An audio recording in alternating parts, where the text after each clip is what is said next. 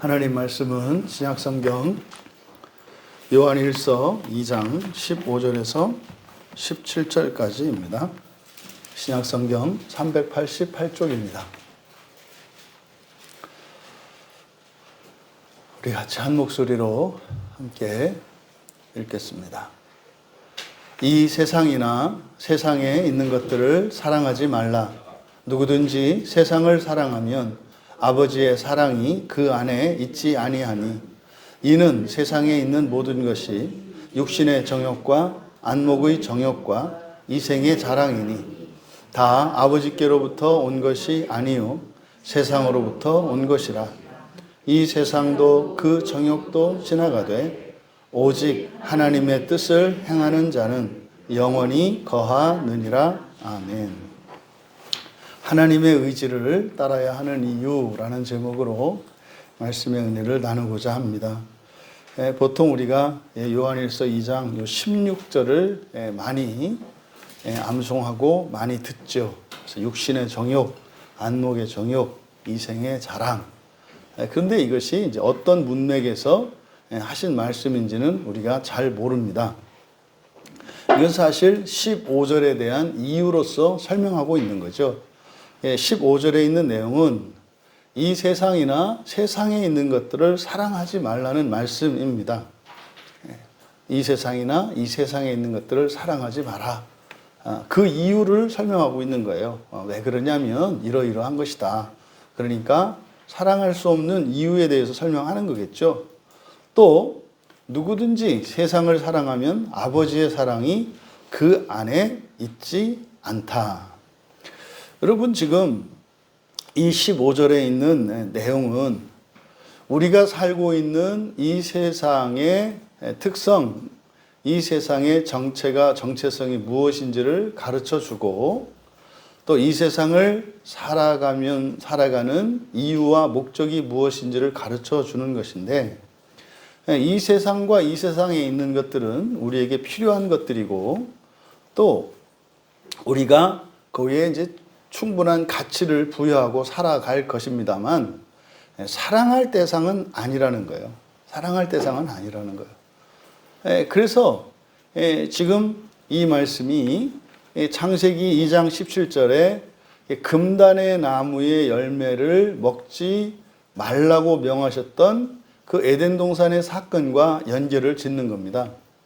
그러니까 여호와 하나님께서 아담에게 그 동산 중앙에 있는 생명나무 옆에 있는 그 나무의 열매는 먹지 말라고 하셨던 그것, 금하셨던 그것이 바로 요한 사도에게는 세상을 사랑하지 말라고 하는 하나님의 명령이었다는 거예요. 그러면 이 세상에 있는 이것들은 사랑할 대상이 아니다. 그래서 이제 베드로 사도께서도 베드로후서 3장 12절에서 이 첫 창조 세상이라고 하는 것은 전부 다 어떻게 불에 타서 풀어질 것이고 모든 물질도 불에 타서 녹아질 것이라고 이야기하는 거거든요. 이 부분을 우리가 믿음으로 받아들이셔야 합니다. 왜냐하면 이것이 앞으로 일어날 미래의 일이기 때문에, 그리고 이것은 어떻게 논리적으로 설명할 수는 없어요. 다만 세상 사람들이 미래에 대하여 이게 부정적인 전망을 많이 내어놓습니다. 이런 환경 공해가 극심해져서 또는 전쟁이 일어나서 또는 우주의 어떤 별들 사이의 충돌로 인해서 이 지구가 영원히 생명이 살 수 있는 곳은 아닐 것이다라고 하는 부정적 전망들을 내려놓아요. 이게 사실은 자연 계시죠. 우리들이 이렇게 이성적으로 생각해 보았을 때 우리 육체를 가지고 살아가는 우리들에게는 이 육체에 필요한 자원이 있습니다. 이 땅의 자원이 필요하고 또 산소와 물이 절대적으로 필요하죠. 근데 이 땅에, 이 지구상에 있는 자원은 무한하지 않습니다. 그러니까 계속 재생산되는 것이 아니라 이미 이 지구 안에 있는 것을 사용해서 소모시키죠. 그래서 우주선을 계속 띄우고 우주를 탐색하는 이유가 그 기간이 언제일지는 모르겠습니다만은 언젠가 이 지구의 자원이 고갈될 것이고, 더 나아가 이렇게 생태계가 유지될 수 있는 대기 환경이나 물조차도 이게 언젠가는 이게 고갈이 될 것이다라고 하는 부정적 전망에서 말하는 거예요. 그러니까 이거는 이제 자연계시죠.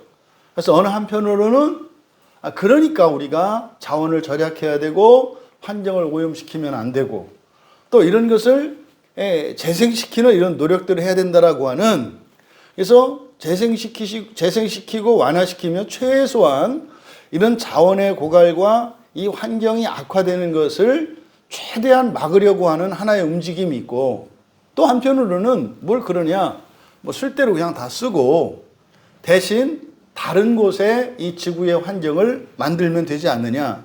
그래서 이제 우주를 개척하려고 하는 또 다른 그런 움직임이 있고 그런 겁니다. 그것을 이제 베드로 사도께서는 성경에서 베드로 사도를 통해서 말씀하신 건 뭐예요? 이 지구뿐만 아니라 온 우주 자체가 어떤 거다? 쓰고 버릴 거라고 얘기를 하는 거예요. 쓰고 버릴 거다. 이것은 정말 하나님이 창조하시는 그 목적인 세상은 아니다라고 하는 것을 이런 성경 계시가 정확하게 이야기하고 있는 거죠. 이것을 우리는 우리의 현재 삶과 관계 속으로 가지고 들어와야 합니다. 그러니까 이 세상의 그 어떤 것도 영원하고 무한한 가치를 지니고 있는 것은 없습니다. 기독교인이 아니더라도 자신들의 이념과 이런 사상 또는 명예를 위해서 생명까지 아끼지 않고 버리는 일들이 일어납니다. 그렇지 않아요? 뭐 예를 들어서 우리나라에서도 뭐 요즘에도 가끔 들려오는 소식 중에 하나가 뭡니까? 큰 화재가 나거나 이랬을 때 그 소방공무원들이 위험한 상황 속에서 자신의 생명의 안위를 돌보지 않고 사명을 다하기 위해서 불 속으로 뛰어들잖아요. 왜 그래요? 명예 때문인 거죠. 책임감 때문인 거죠. 그런 겁니다. 이 세상의 일이라고 하는 것이 사실은 언젠간 다 사라져요.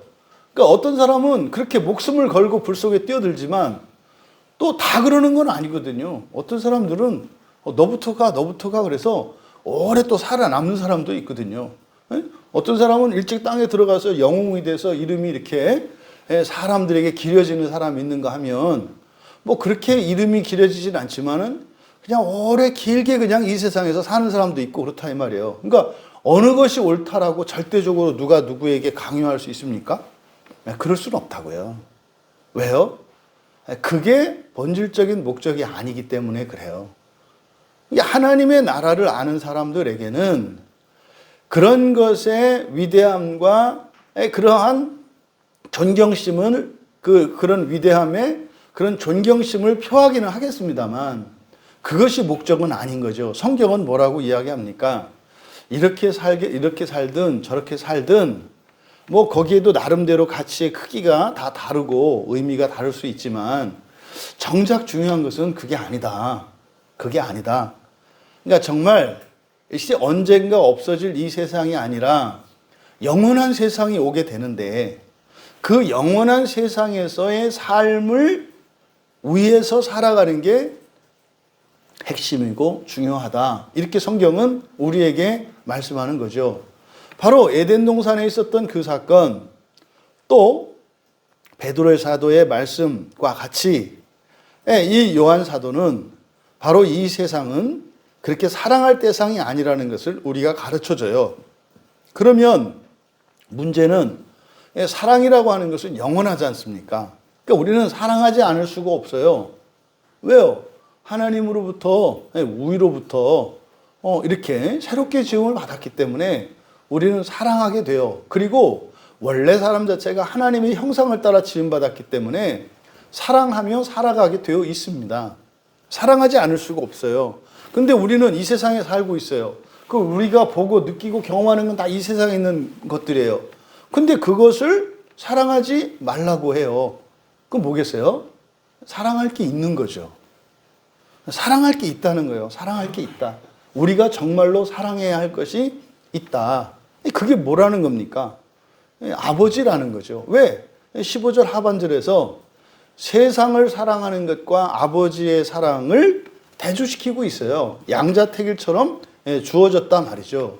그러면 우리가 세상을 가지고 이야기할 때 우리가 사랑해야 할 세상은 이 세상이 아니라는 것을 알 수 있고, 그러면 우리가 사랑해야 되는 것은 이 세상이 아닌 저 세상, 저 세상이 뭐 죽음 뒤에 있는 사후세계가 아니죠.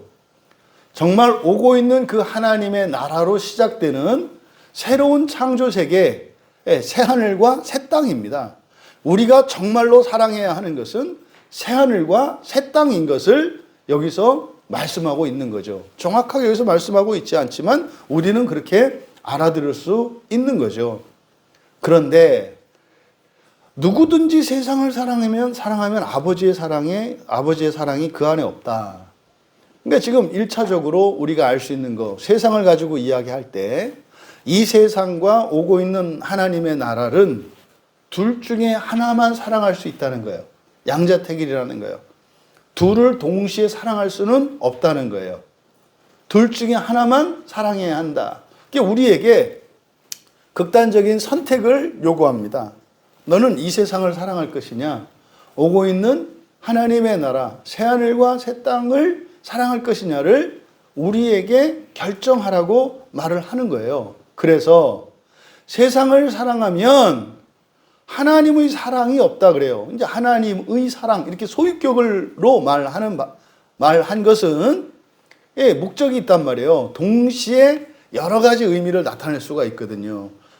문맥에 따라서는 한 가지의 의미를 나타내기도 합니다만 사실은 이 소유격으로 나타내었을 때는 이것이 주격이든 목적격이든 두 의미를 다 우리가 고려해야 되는 겁니다. 그러면 하나님의 사랑 이렇게 얘기했을 때는 하나님이 이거를 이제 주체의 소유격이라고 그래서 하나님이 사랑하시는 거예요. 하나님, 아버지의 사랑이 그 안에 없다. 그러니까 아버지가 사랑하지 않는다. 또 아버지의라고 하는 이것을 목적격으로, 이거를 객체의 소유격이라고 그래요. 이것을 객체로 우리가 이해할 수도 있어요. 그럼 뭐겠어요? 아버지를 사랑하는 게 마음이 없다는 거죠. 그러니까 아버지의 사랑이 없다라고 하는 이 의미는 크게 두 가지 의미가 있다고요. 그 사람 안에는 아버지가 사랑하는 세상이 없다는 의미가 되기도 하고, 또 한편으로는 그 사람 안에는 아버지를 사랑하는 그 사랑이 없다는 의미도 된다는 거예요. 그래서 세상 사랑과 오고 있는 하나님 나라의 사랑은 양자택일이다 이 말이에요. 그러니까 하나님은 절대로 이 세상을 사랑할 만한 대상이 아니다. 그런데 왜 여기다가 세상과 뭐 새하늘과 새 땅이라고 하든지 하나님의 나라라고 하든지 이렇게 말하지 않고 왜 아버지의 사랑이라고 말을 했을까? 왜 아버지의 사랑이라고 했을까? 그냥 보다 명확하게 그냥 이 세상과 오고 있는 세상 이렇게 대조를 하면 그 뜻이 명확하지 않아요? 그런데 왜 아버지라고 하는 말은 아들이 전제되어 있는 거예요. 그러면 여기서 앞에서 이 세상에 있는 것들을 사랑하는 누구는 아버지의 아들이겠죠. 그러니까 뒤에서 아버지라 그랬죠. 그러니까 지금 아버지가 자녀들에게 하는 말씀으로 우리는 이해할 수 있는 거예요. 또 지금 두 세상 중에서 한 세상만 사랑할 수밖에 없다고 그랬는데, 그러니까 여기서 그럼 또 아들이라고 하지 않고 왜 누구든지 이렇게 부정대명사를 썼을까? 이게 우리의 정체성이죠. 이 세상을 살아가는 신자의 정체성이 아버지가 둘이라, 하나님 아버지가 있고 육체의 아버지도 있다 이 말이에요. 그렇기 때문에 우리의 현재의 존재가 아직 불완전한 상태이기 때문에 누구든지라고 했다. 그러면 세상과 존재 사이에 밀접한 관련이 돼 있어요. 사람은 사람의 세상을 사랑하는 거고요. 하나님은 하나님의 세상을 사랑하는 거예요. 아니, 그렇지 않아요?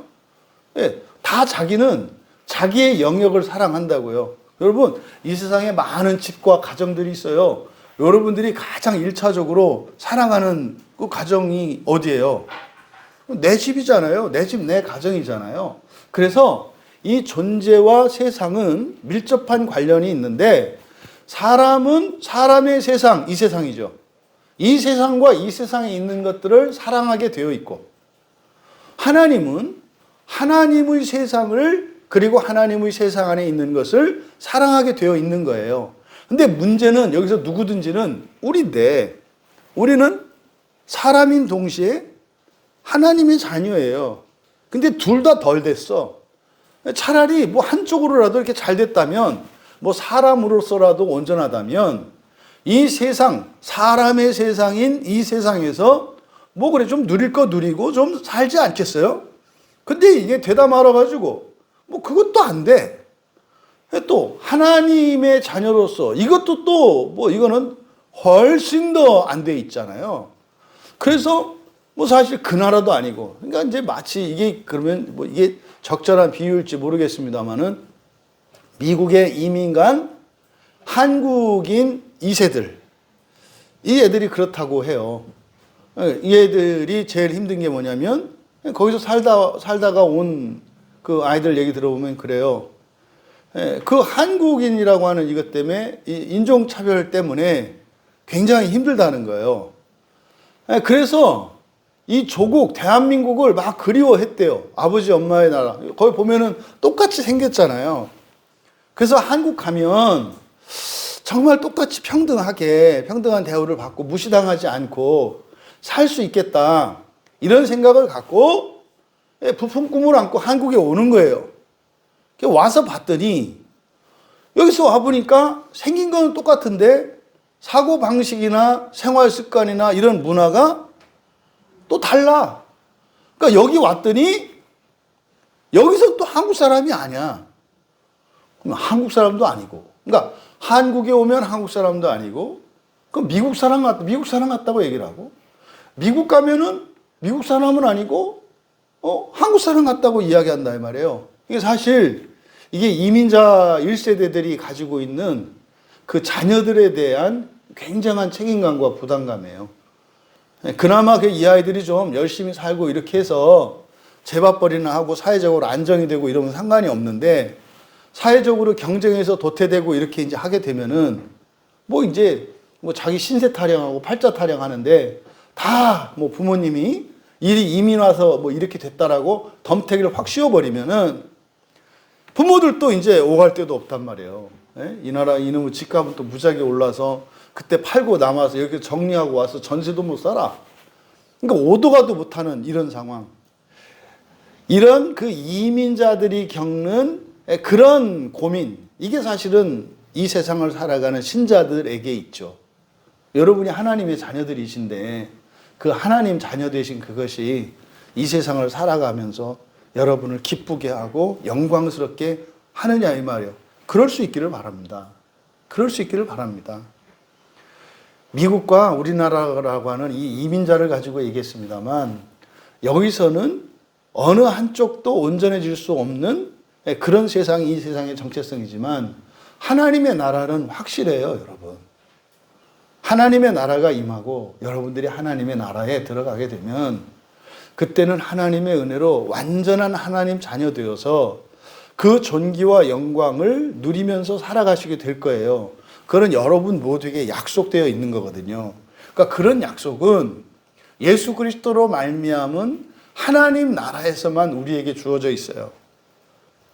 그런 약속을 어디에서도 받지 못한다고요. 일시적으로 받는다 할지라도 그건 영원하지 않아요. 여러분, 이 세상에 어떤 신분이나 재산이나 건강이나 영원한 거 없다는 거 잘 아시잖아요. 바로 그래서 25절에서 세상과 존재의 관계성 그리고 거기에 아버지, 우리의 신분이, 우리의 존재가 어떠한 것인지를 한꺼번에 설명하기 위해서 우리를 누구든지라고 했고, 그리고 이 세상과 대조되는 하나님의 나라 또는 새 세상을 이라고 하지 않고 아버지의 사랑이라고 했다. 근데 그 이유를 이제 16절과 17절에서 설명을 하는데 16절의 이는 이것은 왜냐하면이죠. 우리말 성경에 이는 이라고 되어 있는 것은 전부 왜냐하면입니다. 그래서 왜냐하면 무엇 때문이다 이렇게 되는 거죠. 근데 여기서 육신의 정욕, 안목의 정욕, 이생의 자랑 여기다 이제 한꺼번에 밑줄을 치시고 그동안 우리가 이 육신의 정욕, 안목의 정욕, 이생의 자랑 이것을 이제 부정적인 것으로 보고 이게 이제 그리스도인들로 하여금 이 세상을 살아가는 우리의 인생을 약간 죄악시하고 부정적으로 바라보게 하는 그런 영향을 미쳤던 구절이죠. 세상에 있는 모든 것이 육신의 정욕, 안목의 정욕, 이생의 자랑. 그러니까 세상에 있는 모든 것이 좋은 거다, 나쁜 거다? 그냥 얘기하면 나쁜 거다. 뭐 이런 의도예요. 그래서 이 세상에서 누리는 어떤 즐거움과 자유로운 풍요로움에 대한 조심스러운 마음이 있죠. 우리 그리스도인들에게는. 그러면 왠지 안 될 것 같은. 그래서 뭐 옷 한 벌 사입으려고 그랬더니 그거는 안목의 정욕이야. 육신의 정욕이야. 뭐 이렇게 뭐 이야기할 수 있잖아요. 이번에 나 진급했다고. 그랬더니 그 이생의 자랑질이야. 뭐 이렇게 이제 얘기할 수 있는 거예요. 그랬을 때 이게 좀 마음에 안 드는데 이렇게 반박하기가 좀 어렵단 말이에요. 왜? 이 구절 때문에 그러거든요. 세상에 있는 모든 것이 다 이런 것이다. 그런데 이게 지금 본문에서는 이걸 지금 강조하기 위해서 앞으로 끌어냈어요. 육신의 정욕, 안목의 정욕, 이생의 자랑이. 근데 이것을 세상에 있는 모든 것이 이걸 동격으로 놓았잖아요. 동격으로. 그러면 말입니다. 이 세상과 이 세상에 있는 모든 것들, 이것이 육신의 정욕, 안목의 정욕이다. 이게 문법적으로 맞지 않아요. 왜냐하면 이게 뒤에 있는 정욕이라고 하는 번역된 이 말이 에피투미아거든요. 에피투미아는 그렇게 부정적인 의미가 아니다. 이거는 가치 중립적인 거예요. 그래서 이걸 우리가 마음기경을 할 때 이 단어를 뭐라고 번역하기로 했어요? 열심으로 번역하기로 했잖아요. 그러니까 이 열심이라는 것이 선한 일에 열심을 내면 이 에피투미아는 너무 좋은 거예요. 열심이 없으면 안 된다고요. 근데 문제는 이게 분별을 못하고 엉뚱한 일에 열심을 내면 이게 크게 해악이 되는 거예요. 그래서 선한 일에 있어서는 열심을 내는 거 좋습니다. 근데 악한 일에 있어서 열심을 내는 것은 더 나쁘게 합니다. 그래서 이 에피투미아 자체는 가치 중립적이라고요. 이게 나쁜 게 아니에요. 근데 이것을 지금 이제 정욕이라고 번역을 해놓은 이유가 이 문장에서 이것을 강조하기 위해서 앞으로 끌어놓았기 때문에 이 세상에 있는 모든 것과 이 열심을 동격으로 번역을 하려는 바람에 이렇게 된 거예요. 그런데 이것은 육신의 정욕, 그러니까 육신의 열심, 눈의 열심, 이생의 자랑이라고 하는 것이 나쁜 것만은 아니다. 그것을 16절에서 이야기를 해요. 근데 이것이 지금 이 세상을 사랑하는 것, 이 세상을 사랑하는 것은 부정적인 열심이라는 거예요. 이 세상을 사랑하는 것은. 그래서 여기를 그대로 직역한다면, 왜냐하면 세상 안에 있는 모든 것이 아버지께로부터 나온 것이 아니라 사실은 호테오스이기 때문에 그냥 하나님 아버지인 거죠. 하나님 아버지께로부터 나온 것이 아니라 세상으로부터 나온 육체의 열심, 눈의 열심, 이생의 자랑 이렇게 되는 거예요. 그러면 여기서 한 가지 짚고 넘어갈 게, 여기서 말하는 이 열심과 자랑이라는 것이 세상으로부터 오는 것이 있을 수 있고, 또 하나 뭐예요? 하나님으로부터도 오는 것이 있을 수 있다는 거예요. 그러니까 이것 자체가 잘못된 것이 아니다. 다만 이것이 잘못된 것일 수도 있고 바른 것일 수도 있다. 그런데 세상을 사랑하는 것은 잘못된 것이다 라고 이야기를 하는 거죠. 그동안은 이게 그냥 무조건 잘못된 것으로 알았기 때문에 이러한 육신의 열심과 눈의 열심과 이생의 자랑에 대해서 우리가 헷갈렸단 말이에요. 아니 여러분, 그리스도인들이 자랑해요, 안 해요? 하잖아요. 막 간증하고 하잖아요. 에? 그거 자랑 아니에요? 근데 다르죠. 세상 사람들이 하는 거하고 다르죠. 근데 우리에게도 그런 게 있다 이 말이에요. 또 열심히 있어요, 없어요? 있잖아요. 눈에 보아서 좋아 보이는 거, 이게 무조건 좋아 보인다는 게 뭐 이렇게 악하고 타락하고 뭐 이런 것만 얘기하는 게 아니잖아요. 있다 이 말이에요. 어차피 우리가 가지고 있는 육신 자체가 쌀흙쓰고 그래요. 그러면 우리가 하는 일이 다 잘못된 겁니까? 아, 여러분들이 가정을 섬기고 일터를 섬기고 교회를 섬기는 거 다 육체로 하지 않아요? 이게 잘못된 거예요? 아니잖아요. 그러니까 여기서 우리들이 그동안 가지고 있었던 오해를 벗겨내야 하는 부분이 있는데, 이게 뭐다? 무조건 나쁜 것은 아니다. 무조건 나쁜 것은 아니다. 그런데 세상과 세상에 있는 모든 것들을 사랑하는 것은 잘못된 열심, 나쁜 열심, 악한 열심, 무슨 말이에요? 나에게 해가 된다는 거예요. 그렇기 때문에, 그러니까 하나님으로부터 온 것이 아니라 세상으로부터 온 것이기 때문에 그렇다라는 거예요. 첫 번째 이유가. 그 다음에 두 번째 이유, 17절입니다. 이 세상도 정욕도 지나가되, 이 세상도 정욕도 지나가되, 여기를 끊으세요. 이 세상과 세상의 그 열심은 사라지기 때문이다. 여기서 지나가되라고 이렇게 번역되어 있는데, 이것은 그냥 사라진다 이렇게 이해하시면 돼요. 그러니까 어떤 사람이 왔다가 지나가는 걸 말을 해요. 그러니까 이제 파라하고 악어가 합쳐진 거거든요. 파라고라는 말인데 옆을 지나간다는 뜻이에요. 그냥 사라진다 이렇게 이해하시면 돼요. 그러니까 세상과 그 열심도 다 사라지기 때문이다. 앞서서 말씀드린 것처럼 이 세상이라고 하는 것이 언젠간 사라질 것이라는 거. 그리고 이 세상에서 사람들이 하는 그 열심이라고 하는 이것은 어떻다? 반드시 사라진 겁니다. 여러분이 알 수 있죠. 이 세상의 모든 것들은 다 실증납니다. 언젠간 실증나요. 실증이 나쁜 게 아니라 실증이라는 게 이 세상의 정체성이에요. 사람에 따라서 뭐 그 정도가 좀 다르고 이럴 뿐이지, 이 세상에 있는 것이, 그리고 우리의 감각이라는 것이 원래 그래요. 원래 그렇게 사라져요. 또한 우리의 열심도 사라지게 돼 있죠. 젊은 날 청년의 때에 밤을 새우면서 어떤 목표를 위해서 내던 열심, 나이 들고 이러면 사라져요. 하루 그렇게 했다가는 한 3, 4일 그냥 해롱해롱 해야 되거든요. 그러니까 워워워 하는 날이 와요. 그나마 이제 그것도 안 되는, 밤새 잠이 안 와서 밤새 깨 있는데 아무것도 못하는, 아예 열심을 낼 수 없는 그런 때도 와요. 인생을 살다 보면. 잠이 안 와서 뭐 밤새 뒤척였다. 그럼 그 시간에 책 보고 공부하고 이러면 좋지. 그것도 그게 안 돼요. 그게 사라져요. 이 세상이라는 것 자체가 원래 그렇습니다.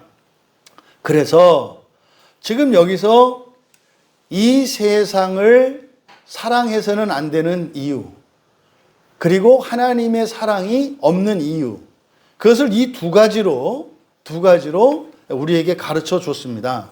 그런데 여기서 이제 알 수 있는 것이 사랑과 열심의 관계예요. 사랑은 열심을 내게 돼 있죠. 반대로 우리가 열심을 내는 것은 뭐 하는 거라는 거예요? 사랑하는 거라는 거예요. 그래서 우리가 사랑을 가늠할 수 있다고 그랬지 않습니까? 사랑을 어느 정도 하는지 가늠할 수 있다고 그랬잖아요. 그게 뭐예요? 돈, 시간, 열심. 그러니까 돈을 많이 얼마만큼 쓰느냐, 그리고 시간을 얼마만큼 쓸 수 있느냐, 그리고 얼마만큼 힘을 내서 열심을 낼 수 있느냐, 이게 사랑의 크기예요. 그러니까 이 열심이라고 하는 것은 바로 우리의 사랑과 관련이 돼 있어요. 그럼 여러분들이 하나님 나라를 사랑한대요. 그러면은 거기에는 반드시 어떤 현상이 나타나는 거예요? 하나님 나라를 향한 열심이 반드시 있는 거예요. 그런 거죠. 말은 하나님 나라를 사랑한다고 그러는데 이 세상과 세상에 있는 것들을 위해서 열심히 살아. 그러니까 뭐 사랑하는 거예요? 세상을 사랑하는데 하나님 나라를 사랑하고 싶은 거예요. 이거를 뭐라 그래요? 두 마음이라고 얘기한다고요. 근데 성경은 말씀하는 거죠. 그럴 수 없다. 그럴 수 없다. 하나만 사랑할 수 있다. 이 세상과 하나님 나라 중에 양자택일이다라고 얘기를 하는 거예요. 근데 이 말 안에는 우리가 정말 하나님 나라를 사랑하게 되면은 터득하는 진리가 있죠. 근데 그 하나님의 나라와 이 세상이 양자택일의 상황이 돼서 하나님의 나라를 선택하면 이 세상을 버릴 것처럼 생각하잖아요, 우리는. 그죠? 그래서 버리고 하나님의 나라를 선택하고 하나님 나라를 위해서 살아. 그 나라를 사랑하며 그 나라를 위해서 열심을 내며 살아. 근데 그렇게 살다 보니까 그 안에 버렸던 세상이 다 들어와 있네. 하나님의 나라는 세상과 양자택이라는 것처럼 우리에게 처음에 다가와요. 그래서 고통을 일으킨다고요. 갈등을 일으킨다고요. 이걸 어쩌면 좋지? 이렇게 하는 것 같다고요. 그런데 이것을 버렸을 때 버린 것이 아니라 사실은 그것이 하나님 나라 안에 들어와 있다는 사실을 발견하게 돼요. 이것이 어떤 사람들에게는 바로 전달이 될 것이며 어떤 사람들에게는 머리를 번쩍해서 아 그래 둘 다 가질 수 있는 거야? 이렇게 이해될 수도 있는 말인데 그건 오해다. 세상을 버리고 난 뒤에라야 세상을 다 가질 수가 있습니다. 그러니까 세상을 버리면 세상을 다 가질 수 있다는 얘기죠. 이런 질문이 나오는 순간 이미 그는 못 알아듣고 다른 생각을 하는 거예요. 다 있지만 그것이 큰 의미나 가치가 있지는 않아요. 예전처럼. 그래서 이 사랑과 열심은, 그래서 사랑하는 것은 열심을 내게 돼 있고 내가 열심을 내는 것은 사랑하고 있다는 증거다라는 것을 우리가 알 수 있다. 그리고 마지막으로 오직 하나님의 뜻을 행하는 자는 영원히 거하느니라. 사실은 이게 무슨 방정식 문제를 푸는 것처럼 사실은 이렇게 막 이 단어들이 막 비약을 일으키고 도약하고 막 이런단 말이에요. 갑자기 세상 사랑, 하나님 사랑 얘기를 세상 사랑과 하나님의 사랑을 이야기하더니 이거를 열심과 자랑으로 이야기하더니 그들이 갑자기 이제는 하나님의 뜻이 나오고 영원한 것이 나와요. 그러니까 여기서 영원히 거한다. 이것은 이제 하나님의 나라를 말하는 것이겠고. 그런데 하나님의 뜻을 행하는 자 그랬죠. 여기서 하나님의 뜻을 행한다. 하나님의 뜻이 텔레마지 않습니까? 이 텔레마가 의지란 말이에요. 의지. 그러면 두 세상을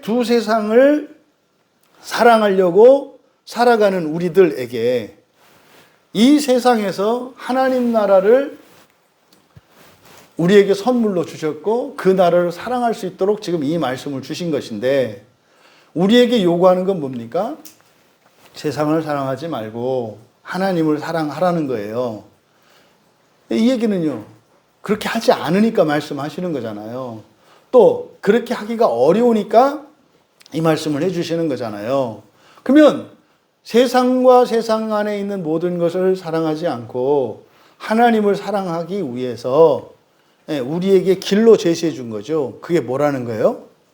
하나님의 뜻을 행하는 것이 하나님을 사랑하는 것이다라고 가르쳐 준 거예요. 그러면 하나님의 뜻을 행하려면 무엇이 필요해요? 의지가 필요하단 말이에요. 의지가.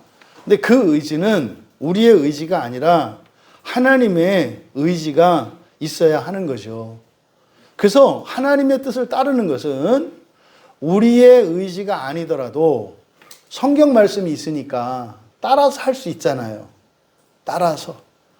성경이 말씀하는 대로 우리 의지를 처음에는 굴복시키고 성경 말씀에 복종시킬 수 있잖아요. 우리가. 우리 의지가 약하더라도 마치 뭡니까? 다리 수술한 사람이 걸을 수 없는데 다리에다가 부목을 대고 목발을 집으면 걸을 수 있잖아요. 그러니까 성경 말씀이 하나님의 말씀이 마치 다리 부러진 것 같은 우리에게 이게 깁스가 되고 목발이 돼서 하나님 말씀이라고 하는 목발과 이 깁스를 가지고 걸어갈 수 있는 거죠. 그렇게 해서 그 나라를 향해서 갈 수 있는 거죠. 이제 그렇게 하다 보면 다리에 근육도 생기고 그리고 수술했던 상처도 다 아물어 가면서 어느 순간이 되면 목발도 놓고 부목도 이 깁스도 떼어버리고 정상적으로 그냥 갈 수 있게 되는 거죠. 바로 이 부분입니다. 그러면 우리의 의지는 1차적으로 선을 행하는 데 있어서 노예적이었어요. 노예 의지였어요. 우리의 의지는. 그런데 거듭나고 나면 우리가 예수 그리스도를 믿고 성령이 우리에게 부어지면 이제 우리 안에서 치유가 되어지고 회복되어지고 강건케 되어지고 변화되는 일이 일어나요. 그래서 노예 의지밖에 없던 우리가 자유 의지를 가지게 되고, 그리고 하나님의 말씀을 통해서 하나님의 뜻을 알고 하나님의 의지를 따라 배우고 훈련할 수 있게 된 거예요. 그러면 이 성경 말씀을 따라서 복종하고 살아가노라면 거기에 우리가 하나님의 의지를 가지게 되는 거예요. 거기다가 누수의 변화와 이 지성의 변화와 감성의 변화가 일어나면서 바른 거 선하고 의로운 것을 선택할 것이고 그것을 기뻐할 것이고 그것을 할 수 있게 될 거예요. 처음에 바른 길을 분별해서 안다 하더라도 감정이 싫어해서 못해요. 그래서 이 감정의 방해를 제거하고 바른 것을 알아. 그래서 감성의 변화를 통해서 지성의 변화가 실효성 있게 할 수 있도록 준비한단 말이에요. 그래서 1차적으로 감정을 우리가 기경한 거예요. 그 다음에 하나님의 말씀으로 우리의 지성을 바꿔요. 그럼 일상생활 속에서 여러분이 바른 것을 판단하고 아름다운 것을 여러분들이 기뻐할 수가 있게 됐잖아요. 근데 문제는 의지가 없으면 또 그게 안 된단 말이에요.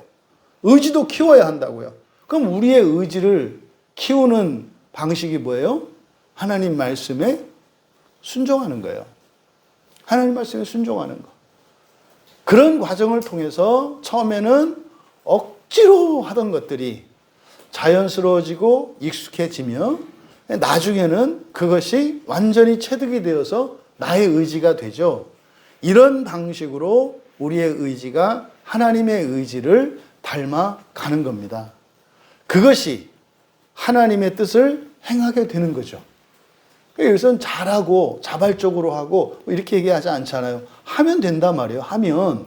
그러니까 마지못해 하든 온전히 하든 불온전하게 하든 하면 된다 이 말이에요. 그러면 뭐한다? 영원히 거하느니라. 앞에서 지나간다 그랬잖아요. 지나간다. 세상으로부터 이런 것들은 다 지나간다. 이 정욕 이런 열심도 지나가고, 그러니까 세상과 세상의 열심이 지나간다는 것은 지나가는 사랑이라는 거죠. 지나가는 사랑. 그런데 그렇게 아버지의 뜻을 행하면 지나가는 것이 아니라 어떻게 한다? 영원히 남는다. 불멸의 사랑이 있다. 이렇게 얘기를 하는 거죠. 여러분, 성경 말씀이 참으로 진리인 것을 믿게 해주신 하나님께 기뻐하며 감사할 수 있는 우리 모두가 되었으면 참 좋겠습니다. 이렇게 세상을 사랑하지 말고 하나님을 사랑하라고 하는 말씀은 굉장히 어려운 일이라는 것을 아셔요. 우리가 이 세상을 살고 있는데 이 세상을 사랑하지 않고 하나님을 사랑한다는 일은 불가능에 가까워요. 그래서 예수 믿지 않는 사람들이, 교회 다니지 않는 사람들이 훨씬 더 세상에서 인간적으로 볼 때는 훨씬 더 정상적인 사람들이에요. 그 사람들이 오고 있는 그 하나님의 나라, 그 나라를 위해서 이 세상을 사랑하지 않고 이 세상을 살아가는 일에 모든 열심을 다 쏟아붓지 않는다는 것은 매우 어리석고 게으르고 미련한 일처럼 보일 수 있어요. 근데 그것은 우리가 하나님의 말씀을 통해서만 사실은 우리가 알 수 있는 내용이죠. 우리가 하나님의 말씀을, 하나님의 뜻을 행함으로써 우리는 하나님의 의지를 따라갑니다. 왜 그래야 합니까? 우리가 살고 있는 이 세상은 사라질 세상이고요. 사라지지 않는 영원한 세상이 오고 있는 것을 믿기 때문입니다. 우리가 왜 주일 성수를 하고 우리가 주중에 마음 기경을 하고 왜 내 고생도 아닌데 다른 지체들의 또 다른 가족들의 아픔에 왜 내가 참여해야 합니까? 그것은 이 세상은 사라져가고 있고 영원 불멸하는 그 세상이 오고 있다는 것을 믿기 때문이고, 그 세상에 그 나라에 들어가는 일이 모든 사람이 동시에 무차별적으로 들어가는 것이 아니라는 진리를 깨닫고 있기 때문입니다. 거기에서 간발의 차라라고 하는 것은 천년 만년 이상의 시간차와 같아요. 무엇 때문에? 영원한 고통 때문에.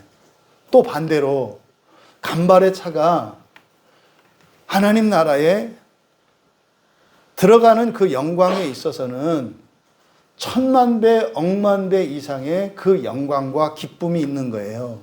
그것을 알기 때문에 우리가 세상을 사랑할 것이 아니라 하나님 나라를 사랑하고, 사람을 사랑할 것이 아니라 하나님을 사랑하며 살아가야 하는 것이죠. 거기에는 우리의 의지의 기경이 절대적으로 필요합니다. 우리의 의지가 노예 의지라고 했습니다만 어느 누구도 사람은 자기가 노예라고 생각하지 않아요. 노예조차도 자기가 좋아서 한다고 생각하지 자기가 노예 의지라는 생각하지 않아요. 내가 하고 싶은 것을 내 마음대로 한다고 생각하지 그게 내가 원하는 것이 아닌 것을 원하고 있다고 하는 사실을 우리는 몰라요.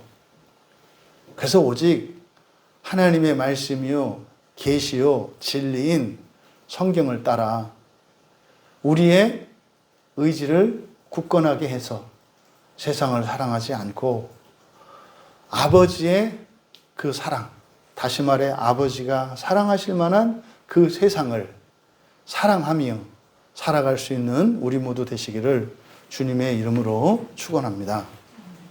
잠시 말씀을 생각하며 기도합니다. 여러분, 여기서는 세상, 그러니까 이게 무슨 뭐 회사고 텔레비전에서는 나오고 영상에서 나오는 그 세상 이렇게 생각하시면 안 돼요. 이 세상은 현재 여러분이 절대적으로 생각하고 있는 여러분의 가족과 가정이고요. 또 이 교회이고요. 이 세상에 있는 모든 것이 다 그런 거예요. 여러분은 무엇을 사랑하는지 여러분의 열심을 통해 알 수 있습니다.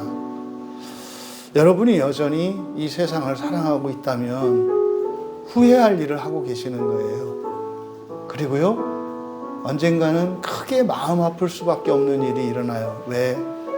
이별해야 하거든요. 떠나보내야 하거든요. 잃어버리는 것 같은 그런 때가 오게 되거든요.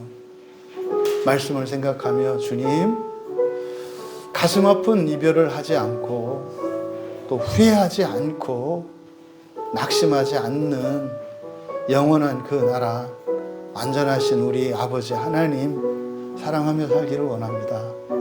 그 안에 정말로 내가 생각하는 것보다 더 나를 생각하시고 사랑하시고 준비하시는 하나님의 마련해 놓은 것이 있다는 것을 믿기 원합니다.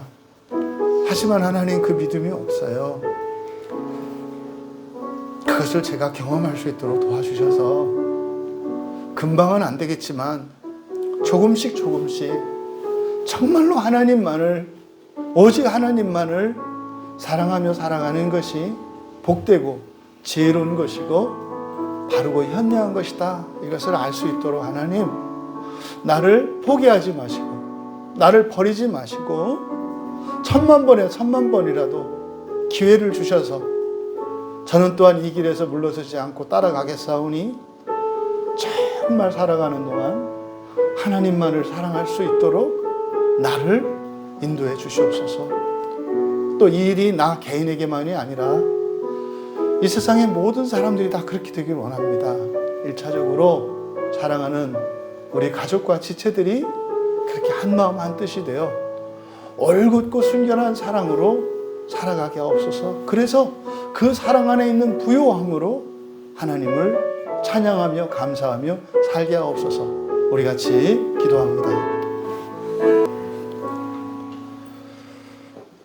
전적으로 하나님만을 사랑하는 일이 저희들에게는 희생과 고통과 고난을 감수해야 하는 일처럼 다가올지라도 우리의 마음이 온전히 하나님의 사랑 안에 있게 되면 저희들이 이 세상을 살면서 하나님으로 인하여 그 무엇 하나 잃어버린 것 없고 손해본 것 없고 상실당한 것 없음을 발견하게 됩니다.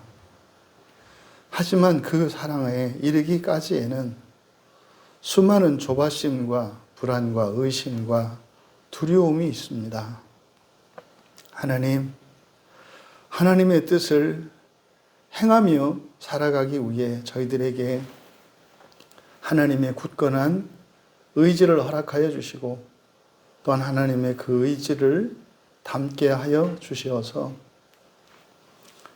하루라도 더 빨리 온전한 하나님의 사랑 안에 거할 수 있도록 은혜를 내려 주시옵소서. 그래서 정말 이 구원의 참된 도리를 알지 못하고 사단 마귀에게 속아 이리저리 방황하고 스스로 화를 자초하는 인생을 살아가고 있는 수많은 이들에게 바른 복음의 진리로 이끌고 구원할 수 있는 저희들 모두가 되게 하옵소서.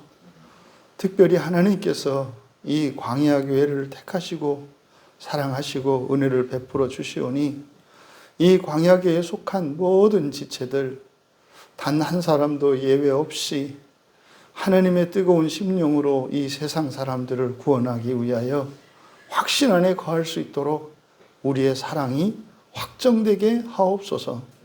감사하며 예수님의 이름으로 기도하옵나이다.